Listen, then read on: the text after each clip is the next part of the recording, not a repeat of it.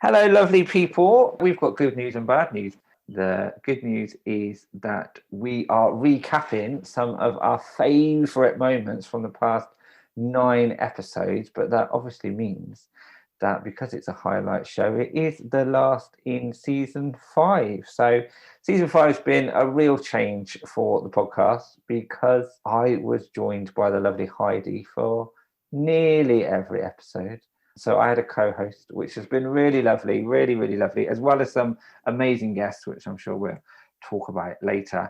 But I've really enjoyed this season. I've enjoyed all seasons, but this has been something a little bit different for me, and it's allowed me to show my personality and my interests a little bit more, rather than just a standard question and answer format that it was before.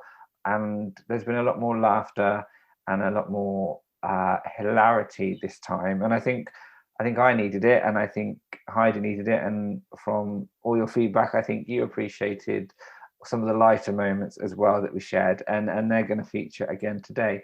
So, Heidi, how have you found season 5 being a co-host? Well, I think it's fair to say that I am absolutely gutted that it's come to an end. I have just loved every moment of it, Ross. I really genuinely have. I was very honoured to be asked in the first place. I've learned, I'm in the wedding industry, and I was kind of like, there's nothing more for me to learn. I'm an expert in this field. I have learned so much, and I was really surprised by how much I have learned from our guests, from you. And I listened back to a lot of the episodes this week because I wanted to sort of pick out some of my highlights or points of learning. And I listened to it back, and even though I'd obviously recorded it and was very familiar with the episodes, I still found myself crying and laughing, and I'm so proud, Ross. I'm so proud of what we've achieved. Absolutely. It's been brilliant. Yeah, and I think when there's two of you, I think on your own, I certainly do in my own business, you take for granted how much knowledge you have. So because you share your knowledge to clients on a daily or weekly basis, and you think, yeah, this is pretty standard stuff. But as even just having you join as co-host, you suddenly learn so much more. And then all of our guests, and from whether they're professionals in the industry or actual couples that are getting married, all those experiences and all the things that they know and they found out along the way that may have passed us by. It's been so informative, but like you say, it's been full of fun. As it should be. Weddings should be fun. So yeah, hopefully we've proved that, if nothing else. And I think you're absolutely right. We both needed it. It's been a really hard, just over 12 months for the wedding industry, for couples trying to plan their weddings. And, laughs have been few and far between. Let's be really honest. There's been a lot of trauma in this industry. People disappointed, having to put weddings back, cancelling weddings, businesses struggling. It's been a slog. So it's just been such a highlight for me to see that little Zoom invitation pop up. Ross Wilshire is inviting you. And I think, yes, I get to chat to Ross, and we get to interview people, and we get to talk about balls up at weddings. And it's just, it's been a real highlight. So thank you very much for inviting me. And thank you so much for making it such a joy. I've really enjoyed it. I know you're more than welcome. You're more than welcome. You sound like you're about to announce your retirement, Heidi, but hopefully you'll be back for season 6. We are planning another season. So if we go quiet for a few weeks, we've not gone for good. We're just having a bit of a chill and a bit of a rest, and we're planning even better things. So we thought, some people have listened since day dot. Some people only started listening since the last episode, because we're always getting new listeners. So we thought this is a great opportunity, if you haven't heard of all the episodes, and even if you have, to just look back and at our favorite moments and why we loved it so. And we know what moments we're sharing. We've had a little discussion, and I think each of the 3, we've chosen 3 moments each, and I think each of them sort of sums up a different part of what makes the podcast really special, I think. I agree. So shall I go first, Ross? Go first, Heidi. What's your... They're in no particular order. So what's your first one? And so I think it's a bit strange calling this a highlight. This was a moment of revelation for me during the recordings and the interviews that we did. And it was episode 2 when we were chatting about proposals, and I was giving you a bit of a hard time, I think, about the fact that you haven't proposed to your partner, James, No. and you're kind of hanging around and dropping the heavy hints. And I was saying to you, like, come on, you know, if this period of time hasn't taught you that, you know, you grab the moment, then I don't know what will. And you explained something to me that just made me reevaluate the assumptions that I make as a married woman, married to a man. You know, that I have these assumptions around you're in a relationship, it gets serious, you may or may not meet the parents, and you revealed to me that for you and James, there was a consideration around whether or not, although you got on really well with his parents, whether or not getting married as a same-sex couple might be too much for his parents to cope with, to accommodate in their lives. And I think Ross, possibly for one of the only times during our recordings, I was speechless. Makes a little note. Yeah, more LGBTQ revelations for Heidi.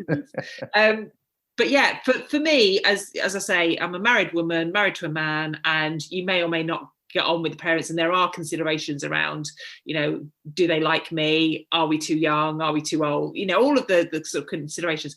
But, you know, whether or not they accept our relationship based on our sexuality is not something that I'd ever really thought was an issue for anybody. So No. thank you for opening my eyes on that. That was a real revelatory moment for me. But likewise for me, it reminded me that wasn't the norm, which you kind of know it's the norm, but because it becomes your normal and you just almost take it for granted, and then seeing someone else's surprise at that, you sort of step back from yourself and think and look at it a bit differently and think, oh, this shouldn't be the case, or maybe this isn't right, or whatever. So yeah, and that's why, you know, we share our own experiences.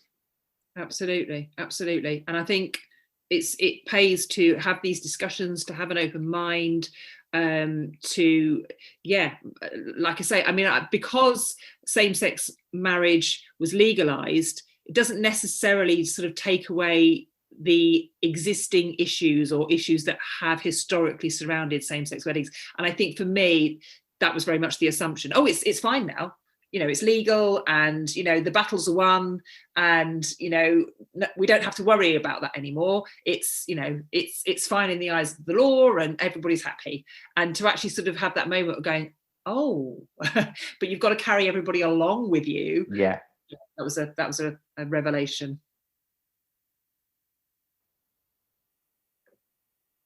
I was going to do a really hypocritical tip saying, do not wait for your other half to propose if you want to get married. You know, don't rely on sort of gender stereotypes or anything. If you're the girl, or if, you know, you're 2 guys or 2 girls, or whatever, you know, don't wait. Whereas I'm doing exactly that. I'm not proposing. Wow.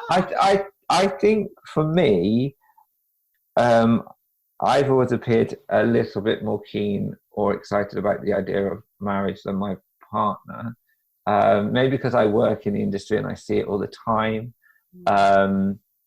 Maybe because, how do I say this politely? My partner's 11 years older than me, so he is a slightly different generation. So I think, I don't know whether he's still, you know, same-sex marriage is still quite relatively new for everyone. But I suppose for me, it came into force sort of when I was sort of late 20s, early 30s. For him, he was already in his 40s, and it was sort of quite a new thing. So I don't know whether it's just something to get his head around. I think he also maybe wouldn't have considered it whilst his parents were still alive, because I think they would have struggled. That would have been sort of maybe a stretch too. They were great, but they took a while to sort of come around to the idea, and I was really close to both of them by the end. But I think them turning up to their son marrying another man would have been quite hard for them to swallow. So I don't know whether that has sort of been a part of it. So I always feel that if he's sort of willing to ask me, then I know he's ready. Whereas I don't know whether if I asked him, he would say yes, not wanting to upset me, but maybe not 100% having his heart. I don't want to put anyone else off. That's just my knowing my dynamic. And I know once he asked me, he's made the decision, he's ready, he's going to do it. So I would rather stick to that. But if you're both happy and you pretty much know that's where you're going to go, you can plan the perfect proposal.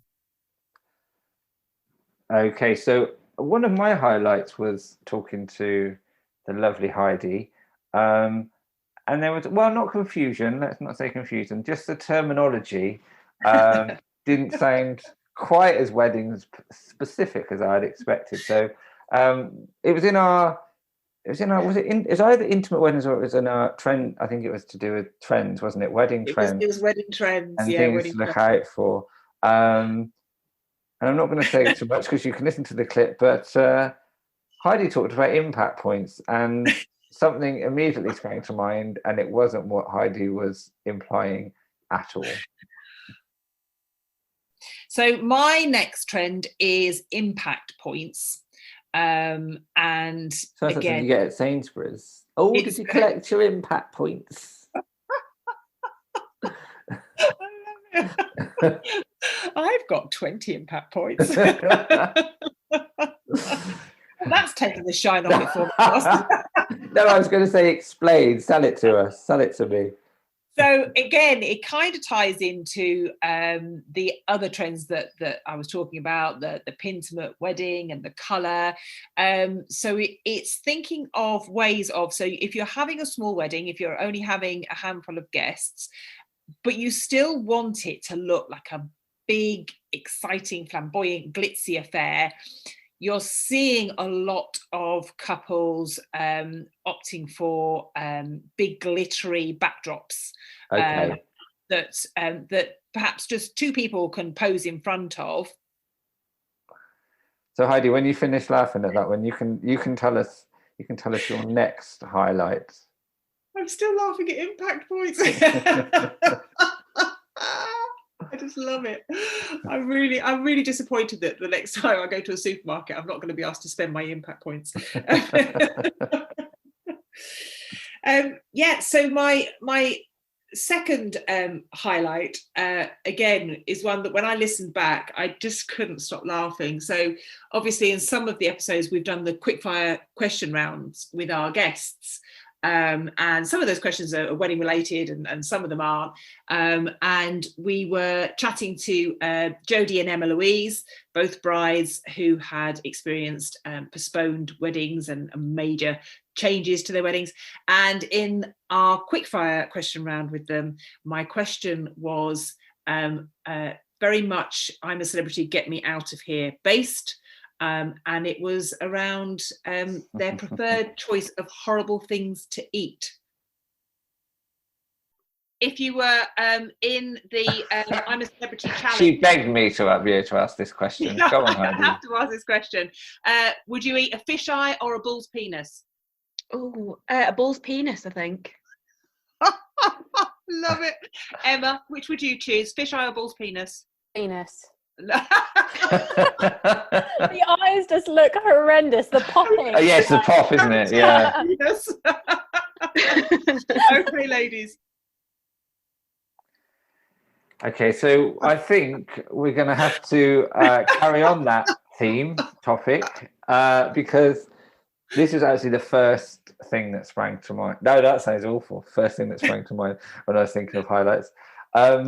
As you know, we do our big day balls ups, which is one of my favourite parts of every episode, actually, because one, it always makes us laugh, and two, I think it just goes to show that weddings don't have to be perfect to be perfect, if that makes sense. Things going wrong just make your day even more memorable, and they're usually lots of hilarity. So I think this is one of the first stories that Heidi ever told me, and I kind of knew what sort of tone she was setting for the rest of the podcast.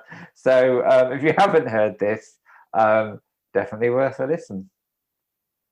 It was a family wedding. So it was actually my brother-in-law and sister-in-law's wedding. So my husband's brother. And you will have probably been to these weddings where the guests have the disposable cameras on the table. So obviously you have your wedding photographer, you have all of those gorgeous, glamorous photos of you and the family and intimate photos of the two of you. And their idea was that they wanted to catch those moments that the photographer wouldn't catch. So those silly moments around the wedding breakfast table or people on the dance floor or whatever. So they'd stuck all of these disposable cameras on the tables. I mean, I can't believe that they didn't know that this was going to happen. I mean, when you think about the state that people generally get into at weddings. So they'd stuck the disposable cameras on the table with this lovely little invitation to take your own photos of you and your partner and your people at your table. And at the end of the day, there was a box. So as you left, you popped your disposable camera in the box, and then they scooped them all up and took them to be developed so that they could look back at their guests and what their guests have got up to. So, you know, if you can't get round everybody, at least you can see that they were having fun at your wedding. What a lovely idea. And so that's exactly what happened. People took photos, they popped them in the box. At the end of the day, the box went off to, I don't know, Boots or wherever, and they developed the photos. Now then, there were a group of gentlemen who were a bit worse for wear at the wedding, and they thought it would be absolutely hilarious to take their disposable cameras to the gents with them. I don't know what it is about this particular sector of society, but there's nothing funnier, Ross, is there, than taking photographs of your own willy. Some nice dick shots on the disposable camera, because that's what the couple wanted to see at the end of the day when they got those photos back. I'm sure they were sat there thinking, well, I hope there's some willy pics in here. So they developed their photos, and lots of lovely photos came back of great Aunt Mildred and Granny and Grandpa, and then about 20 dick shots. So that in itself, mildly hilarious, not as funny as they obviously thought it was when they took them off to the toilet and thought, oh, aren't we funny, getting our wheelers out. But the funny thing is that in their worse for wear states, what they didn't realise when they were taking their dick pics is that their ties were hanging in the photos. So they hadn't bothered to swoosh the ties out of the way. So each penis came with identifying tie. So when the couple were going through their photos, it was very easy to refer back to their professional photos and go, okay, so that's Ian, that's Dave, that's Simon, and coordinate the willy pics with the professional photos. It's absolutely fabulous that they thought they were being very funny and very anonymous. But yes, beware, gents or ladies. Oh my God, can you imagine? Oh no! Like naked attraction all over again. Yeah, identifying photos. So yes, if you are going to take photos with disposable cameras in the gents or the ladies, make sure identifying clothing is also removed. I'm going too far, aren't I? This is too far. No, that's brilliant. Right, Heidi, it's your go. Should we try and be a bit more highbrow with the next one? I was going to say, we're very willy orientated, aren't we? Why am I asking you that? Yes, we are. We are. Yes, so this was the interview that we did with Deborah, our celebrant. And we were basically talking about celebrant-led weddings. And again, it was one of those moments where cocky old me was thinking, I know about celebrant-led weddings. And then Deborah started talking to us about differentiation around your wedding day in terms of what actually happens during the course of a wedding day. Yeah. And it has really changed my outlook. So this is Deborah telling us about that difference on your wedding day. Now, what actually happens with not necessarily the church wedding, if that's your faith and your belief, there's no compromise there. But what can happen with some of the ceremonies is that your actual wedding ceremony, the content of that, can be compromised. It's often it's mostly very time limited. It has to stick to certain rules, certain regulations, certain venues, places, times. And those are all things which, for some couples, constrain how they wish to hold their ceremony. And ceremony is ritual. It is not legally binding. When somebody's born, we register the birth. We then may or may not have a christening ceremony or a naming ceremony. When somebody sadly passes away, we register the death. We may not have a funeral ceremony. A wedding is absolutely no different. It's only because we're so used to doing the registration, the legal paperwork at the same time as the ceremony, that it's become one thing. So celebrants help you separate out the registering of your wedding, which can be done separately, roughly 57, 60 pounds, depending on where you are in the country. Simple ceremony at your council offices. You say your declaratory phase, your legal contract, that's 2 phrases each. You sign the register with 2 witnesses, you are legally married, and the rest then is your gift to choose, and that's what Celebrancy is all about in the context of weddings. Yeah, and Deborah obviously struck a chord, because Deborah was also on one of my highlights. And it's just a natural continuation from what she was saying, actually, was just the fact that exchanging rings is not essential. So when she told us that, I think we were both really surprised, weren't we? Yeah. And just I think we're both sort of proponents of throw out the traditions you don't want and really think about what resonates and really make a wedding your own. But when you take it to that next level, to know really what you do and don't have to do, I think that opened both our eyes, really, didn't it, with Deborah? Really did. And again, for me, it's around those sort of ingrained myths, assumptions that we have around weddings. You know, this is the wedding format, this is what happens. And you do, and she talks about, you know, the difference between tradition and you know, what is required in law. And I think because we've lived with those wedding traditions for so long, and they've never been challenged and they've never been questioned, I think for me it kind of sums up what Your Individual Wedding, the podcast, has been about. It has been about challenging assumptions and informing and, yeah, you know, making people laugh. But the podcast really should be about informing and entertaining, and I'm very proud, and I think that we have done that by the bucket load during this series. So yeah, real sort of myth busting moments throughout, and that was the wedding ring one. Really, even now I still keep going, I can't believe that I thought you had to exchange rings. I can't believe it. So yeah, she was an amazing. True to You Celebrancy is Deborah's Instagram handle, but she was amazing. She was a wonderful guest. She was.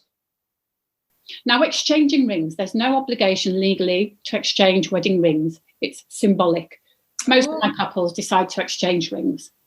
But again, you don't have to. That's a symbolic action. There's nothing legally binding. It's custom. It's tradition. I think that will surprise quite a lot of people, actually. Yeah. Well, it surprised me. Yeah. There's nothing legally binding about exchanging of wedding rings. This is a symbol. It's a symbol of unbroken love. It's a visual note to the rest of the world that you're betrothed to somebody else. And there's a ring there. We choose this ring finger because it was believed historically that the vena amoris, the vein that ran straight to the heart, came to this finger. So there's a particular reason that it's the ring finger on the left hand. So that's just six of our favourite moments, and we could have picked loads, actually, couldn't we? Absolutely. Do go back and listen to old episodes, that, you know, all the balls ups and the guests and the wisdom and everything. So yeah, and tell other people, you know, I think what we try to do as well is that, because we get lots of couples that are planning their wedding listening to this, we'd still get lots that continue to listen even after they got married, because of the entertainment factor. So even though it's informative, it's still fun and light-hearted. So we don't want people to say, oh, we've had our wedding, we can't listen anymore. So I think we try and bridge that gap between fun and informative. And I think hopefully our highlights today have showcased some of our best work, really, to say. Definitely. And I'd just like to encourage people to get involved with the podcast, because without the input of people telling us about their big day balls ups, and putting their hand up and saying, I'd love to be on the show for interview. It wouldn't be what it is, and those revelatory moments, and the bits that have made us cry, and the bits that have made us howl with laughter, they have involved the input. We are fantastic, obviously, Ross, you and I together. Obviously. But we really, really need the input of other people and welcome it, and it just makes it so much more fun and so much more interesting. So please continue to drop us a line on Instagram. You can DM us your _individual_wedding on Instagram. So send those DMs through. Put your hand up if you want to be interviewed. Doesn't have to be a lengthy one. No, not sure. Yeah.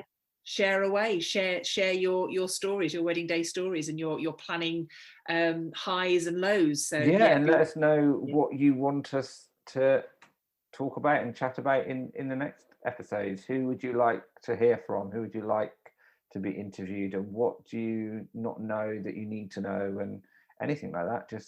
Or what do we do that really irritates you that you want us to stop doing, perhaps? I've just realised I was going to say, and I completely forgot. Listening back, I say way too much. I'm gonna cut that out. So do I. Do you know? I say, do you know what I mean? But because I'm the one that edits it, I say it more, and I cut myself out saying it. But I don't do it to you. But it's probably because it's my own voice. I notice it more, and I think that's really annoying. People are going to hate that. Whereas I don't hear it so much when it's you, if that makes sense. Oh, I'm gonna have to. No more knows. Yeah, it's not happening.